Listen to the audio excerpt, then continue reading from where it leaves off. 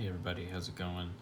Today is a very special day because we have the Holt Bladeworks Specter Prestige version 3 to review. I picked this guy up directly from the Holts themselves at Blade Show. It was a crazy experience. There were a lot of people there going for a Spectre, and I was one of the first people to get to the booth, and I managed to snag this beautiful configuration here. So why don't we get right into it? Holt Bladeworks is a knife making company run by Joe and Angie Holt. Joe does the primary machining and building, while Angie covers the business side as well as assisting with machining and configurations and whatnot. They are considered to be custom knife makers, although they also do maker's choice. So I'll elaborate a little bit. They do take custom orders. They have books. They fulfill customer desires with unique configurations and designs and whatnot, while at the same time they produce just random configurations of the Spectre, and then those go for a lottery on Mondays. So if you are like one of the many people that have been trying to get a Spectre for a long time, your best shot is to go on their website, which is holtbladeworks.com, and find out the Maker's Choice lottery system, and then good luck, because there's a lot of people that try and enter every week. So, but if we get into this knife, this is this Prestige version. They have 3 versions of this knife. There is the Prestige, there's the Refined, and there is the Utility version. And so starting at the top with the Prestige, Prestige has 3D milled handles, as you can see here. This is the feather in the nude, or satin feather in the nude, I believe. They have a number of milling options, but the Prestige version has 3D milling, anodization. It has the use of premium materials.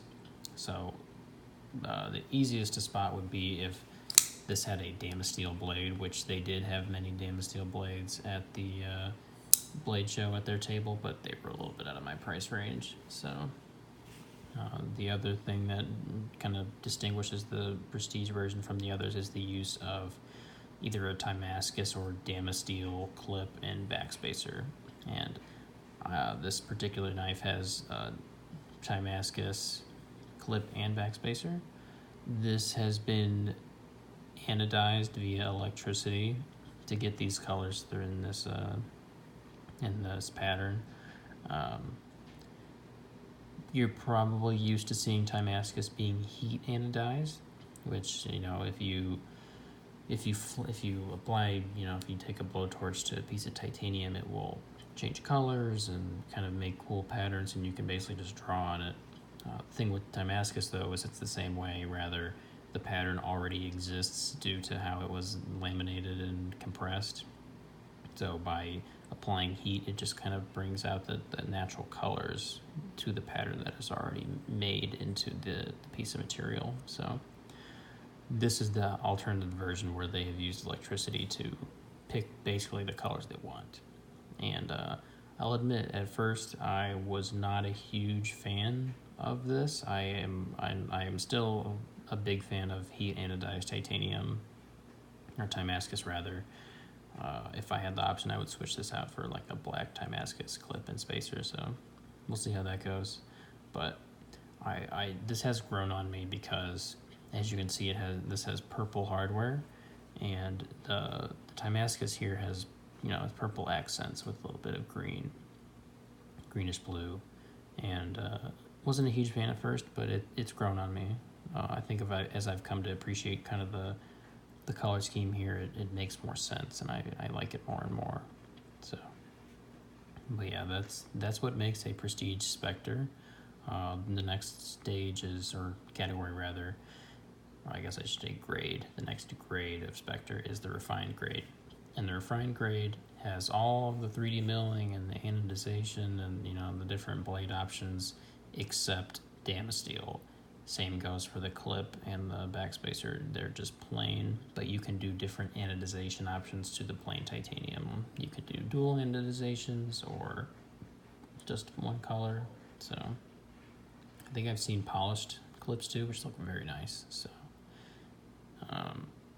there's also many different pivot hardware options. This has the six wing pivot. I'm not sure what it's called in particular, but I like it. And like I said, I like the purple hardware. I think it looks very nice. A decent amount of their Maker's Choice lotteries are kind of just plain. You know, they're plain titanium with plain hardware, or maybe there's a little bit of color in there, and every so often there will be like a colorful handle style. But I hate plain titanium. I think it looks dumb, especially when you can do different options in a knife like this. So I was very happy to get one with a little bit of pop, a little bit of color to it. So this particular version has the near mirror blade finish, and as you can see as I move it around, you can see the top of my head and my phone sitting right there recording. So it's a very, very beautiful finish. It is a huge fingerprint and finger oil magnet. I managed to get most of them off before I started this video, but it still retains a little bit. So you can see right there, that's the Holt Bladeworks logo. They're a lion. And if we flip the knife over, we can see the material, which is CPM 20CV. And from what I understand, some 90% of the Specters are M390, and that they recently just switched to CPM 20CV for the V3. So, like I said, this is the third version of the Specter, or the third generation, if you want to call it that. First generation was fantastic. It really gave Holt their name and kind of the reputation that they've continued to garner over the past couple of years. And what they did was, when they moved over to the V2, the second generation, there used to be a visible screw here holding the pocket clip into place, but what they've done is they've set a pin into the pocket clip. So there's a pin jutting out, and that pin runs through the backspacer and is what this little screw goes into. The other thing they did with the second generation is they added their adjustable detent, which I think is the first in the knife industry. I'm not 100% sure on that, but if we look right here, you can see there's that tiny little black screw right at the corner on the right side of my fingernail, right in there in the gap of the lock bar. And it fits into the steel lock bar insert. The lock bar insert is fairly large, and it includes the kind of their detent right here, which is like the first detent, I guess. And then there's the second detent, which kind of dictates how much force it takes for you to open the knife. And basically what you can do is you can stick a tiny little hex driver in there that they give you with each knife, and you can turn it and tighten it and loosen it to kind of fine-tune your Specter. And from what I understand, that most people will never touch it, but being the curious person I am, I kind of fiddled with it a little bit and made mine a little bit stiffer. So there's really let's see if I can get it to misfire, but I doubt I'll be able to. Yeah, it's very hard to misfire now with the stiffer detent. So, but yeah, I guess we can move into the size of this knife. This knife is a little bit smaller than I was expecting. I had never seen one or handled one in person, and so when I walked up to or rather, pretty much ran up to the table, I could see them all on the table, and they were a little bit smaller than I thought. You know, I picked up this one. I think this was the only one I picked up. Actually, no, that's not true. So I walked up to the table, and there was about one row of people in front of me, and all of the Specters were face down, show side down like this. And so you could see, the clip and the pivot hardware and the blade finish and whether it's stainless steel or not. But I picked up one right in front of the gentleman who's in front of me, thinking it was amazing and this is the one I wanted, and I turn it over, and this whole scale was Damascus. And I immediately knew that was going to be out of my price range. So as soon as I picked it up, I just put it right back down and kept looking. And this guy was at the top of the table, and I asked Angie how much it was, and she said this was 1,070. So that was right at the up end of my budget, and so I decided to get it. I am very happy with this. It's an amazing knife, even if it, like, the amount of clout, I don't know, that's a dumb word to use, or just kind of the maybe prestige is the right word to use. The prestige behind this knife, owning this is cool enough. This could be like poop brown and I would still love it, just because of how, the quality of the knife, even if it's in a dumb color. But I think that definitely happened to some people at Blade, because they were mobbed. They were absolutely mobbed with people. So I imagine there were people out there who didn't quite get a configuration they wanted, and I feel bad for them. But I got up at 4:30 just so I could get in line to make sure I got my hands on one of these, and it worked out perfectly. So, well, that's enough rambling for me. We can do a little size comparison here so I can really elaborate on how small, well, not how small, but just basically that this knife was smaller than I thought it was. So we'll put a Shirogorov HTR up here. You can see it's about a half an inch bigger. Then we can do Spyderco Paramilitary 2, also about a 1/4 inch bigger. Benchmade 940.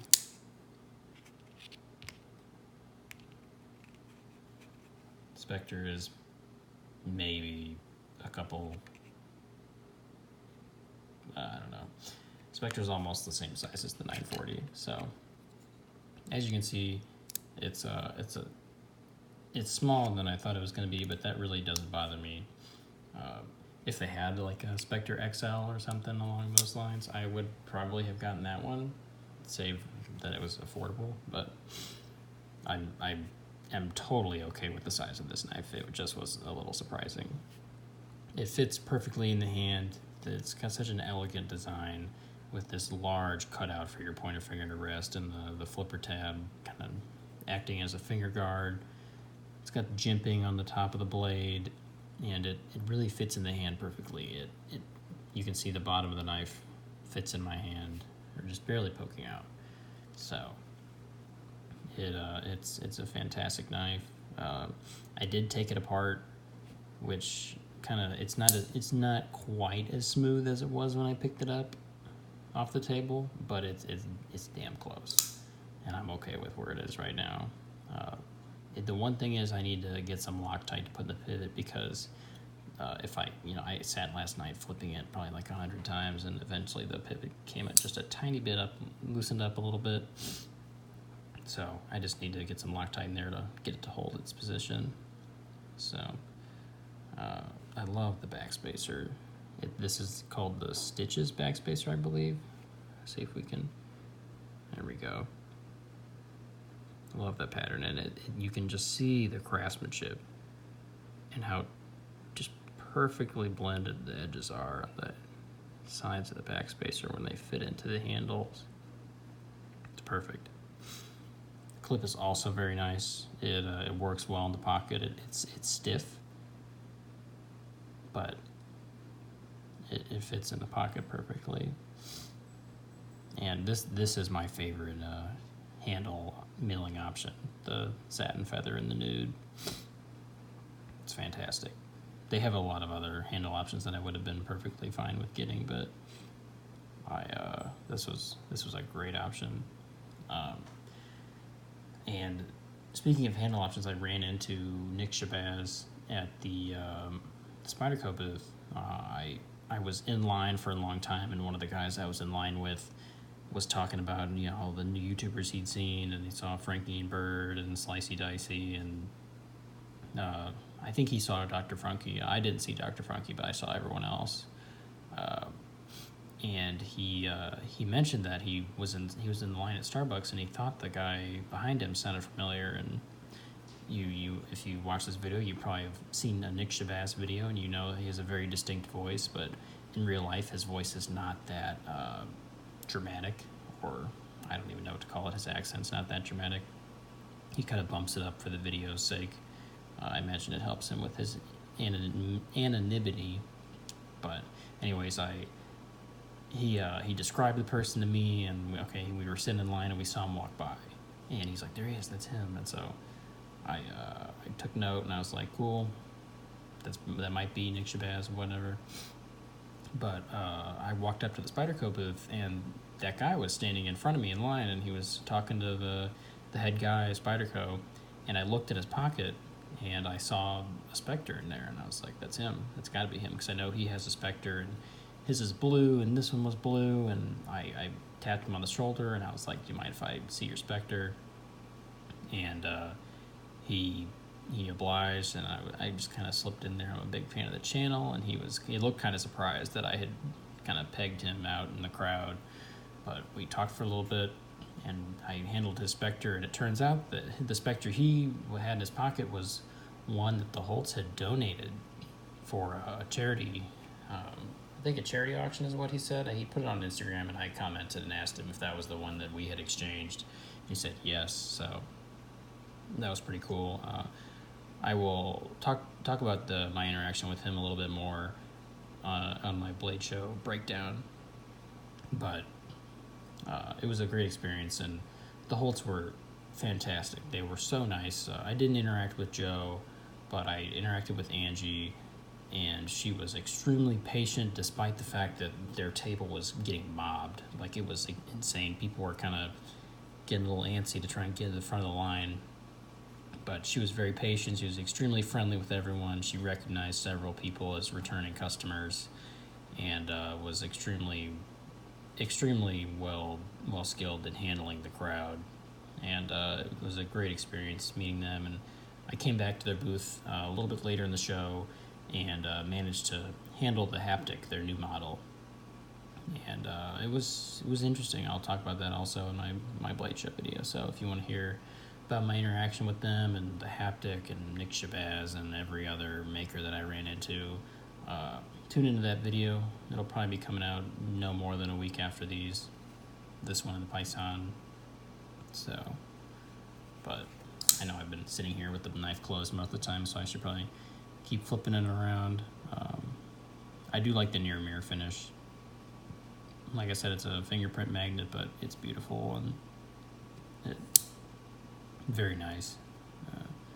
And the action, that's probably what the Spectres are known for. It's not quite as, violently drop shut as a Norseman, but it's just a little more hydraulic there. Very smooth. Lives up to the hype for sure. But we did a size comparison, but I guess I should talk a little bit more about the specs of it.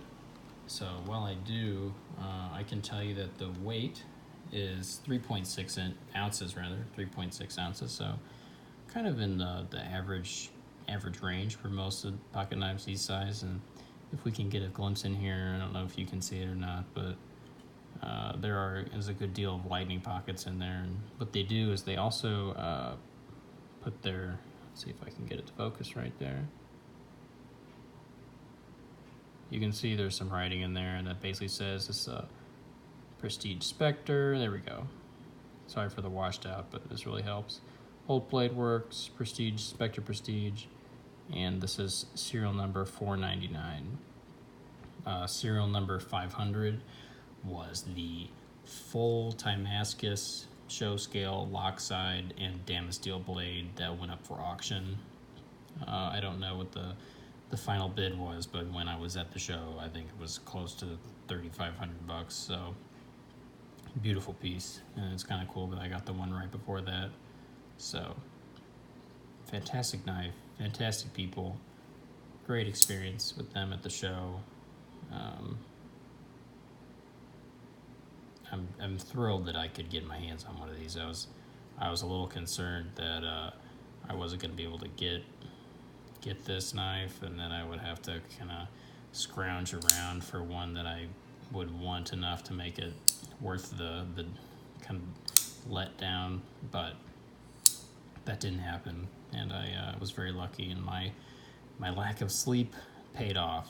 So the handle length on this guy is 4.5 inches, with the blade being 3.6, which brings the overall length to 8.15. So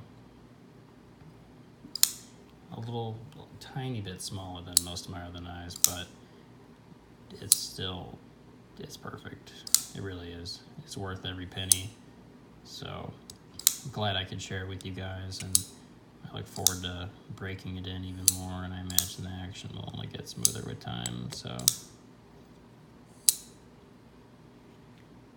but yeah, this is the Holt Bladeworks V3 Specter Prestige.